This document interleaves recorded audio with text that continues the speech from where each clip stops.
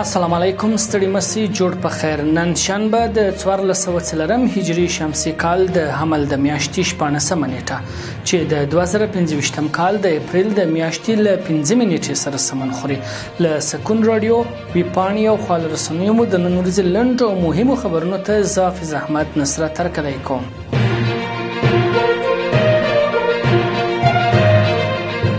د اقتصادي کمیسیون غونډه د هرات تفریحي کمپلیکس جوړولو طرح تایید کړه. د سرپرست حکومت د اقتصادي مرستیال په مشرۍ د اقتصادي کمیسیون په نوبتي غونډه کې د خصوصي سکتور له لوري د هرات تفریحي کمپلیکس د جوړولو طرح تایید شوه. د اقتصادي مرستیالۍ د خبرپاڼې له مخې خصوصي سکتور به پر دغه تفریحي کمپلیکس څه باندې 1 میلیارد افغانۍ پانګونه وکړي او شاوخوا 4000 کسانو ته به پکې کاري زمینه برابره شي. د خبرپاڼې له مخې دغه نوبتي غونډه کې پر اوسپنې ویلې کولو کارخونو د دولتي د غمجاتو پرویش او د پلور بدخشان کې د وکتور سرو زروکان او پر ځینو نورو تعقیبي موضوعاتو خبرې شوې دي.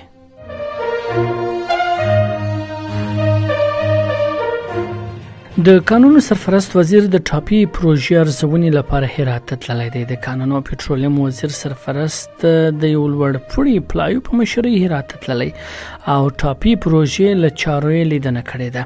د نوموړي سره په دې سفر کې د هرات سرپرست والي ملا نور احمد اسلام جار یو شمېر نورو ځایي مسؤلینو او د ترکمنستان لوړ پوړي پلاوي هم ملتیا کوي. د ټاپي پروژې چارې چې د افغانستان په خاوره کې پیل شوي تر اوسه د دغې ننلیکې د غځونې چارې د افغانستان په خاوره کې 11 کیلومتره مخته تللې دي. ټاپي پروژه چې د افغانستان اقتصادي پیاوړتیا لپاره مهمه پروژه ده د سیمې اقتصادي همکاریو پراختیا کې حیاتي رول لري. د دې پروژې کارونه تیر کال پیل شول.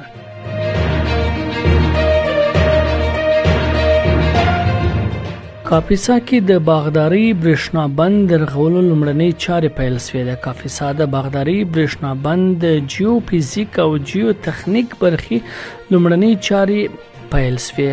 د MCCGCL کمپنۍ د اوبو انرژي له وزارت سره د تړون له مخې ټاکل شوې په راتلونکو شپږو میاشتو کې د باغداري برېښنا په بند کې د جیو فزیک او جیو تخنیک لابراتواري څېړنې ترسره کړي.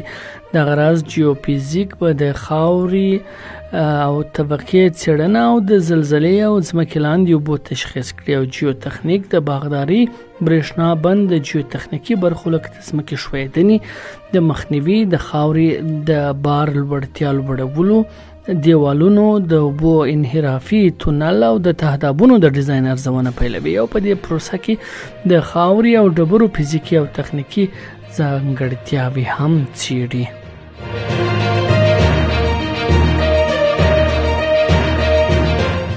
بشري سازمان له پاکستان د افغانانو د بې قانونه ایستلو پر وړاندې کمپاین پیل کړی دی. د بشري نړیوال سازمان په یوه تازه کمپاین کې له پاکستانه غواړي چې د افغان کډوالو د ایستلو پلان لغوه کړي.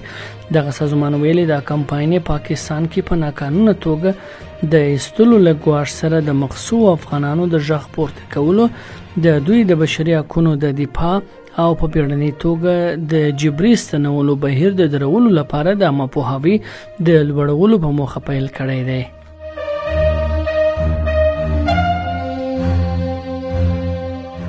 چین د امریکا پر وارداتي توکو 40% تعرفه وضع کړه.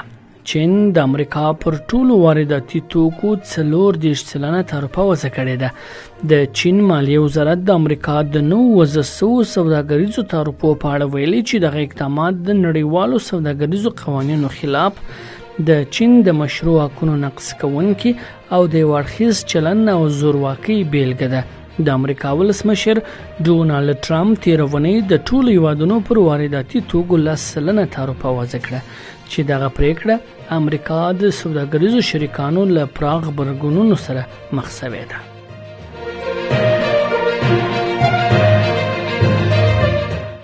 دا د نن ورځې لنډ او مهم خبرونه. تر بیا د الله په امان.